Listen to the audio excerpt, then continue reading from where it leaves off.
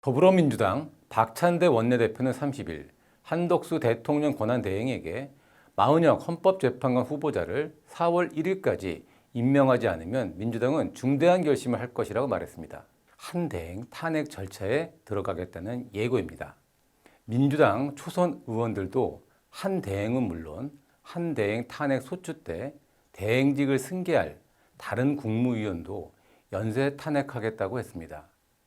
민주당이 줄탄핵이니 연쇄 탄핵 같은 말로 위협하는 것은 헌법재판소의 대통령 탄핵 심판 심리가 예상과 다른 방향으로 가고 있다는 위기감 때문일 것입니다. 그렇다고 해서 직무에 복귀한 지 일주일도 안 된 한 대행은 물론 국무위원 전원에 대해 묻지마 탄핵을 하겠다는 것은 자기들 말을 듣지 않으면 행정부를 무력화하겠다는 협박이나 다를 바 없습니다. 헌법재판소는 한대행 탄핵 사건에서 마 후보자를 임명하지 않은 것은 위법이지만 권한대행이 파면될 경우 국가적 손실이 너무 크다면서 직무 복귀를 결정했습니다. 그런데도 민주당이 같은 이유로 한대행 재탄핵을 추진하는 것은 헌법재판소에 대한 불복과 다름없습니다. 탄핵 소추라는 처형대에 국무위원들을 차례대로 세우겠다는 줄탄핵은 폭력 영화를 연상시킵니다. 이재명 대표가 최상목 당시 권한대행에게 몸조심하라고 한 방식 그대로입니다.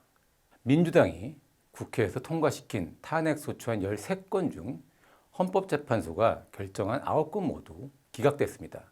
이런 국력 낭비와 혼란에 대한 사과 대신 연쇄 탄핵을 예고하는 것은 국정에 대한 무책임으로 비판받을 수밖에 없습니다. 국민의힘 권성동 원내대표는 민주당 초선들의 국무위원 전원 탄핵 추진과 관련해 이재명 대표, 김어준 씨, 민주당 초선 70명 전원을 내란 음모죄와 내란 선동죄로 고발하겠다고 밝혔습니다. 권성동 원내대표는 김어준 씨의 지령을 받고 이재명 대표의 승인을 받아 발표한 내란 음모라고 말했습니다. 여당 일부에선 민주당을 위헌 정당으로 헌법재판소에 제소하자는 주장도 나왔습니다. 비상계엄 이후 대통령과 권한대행까지 직무가 정지돼 권한대행의 대행이 국정 전반을 총괄하는 비정상적 상황이 지속됐습니다.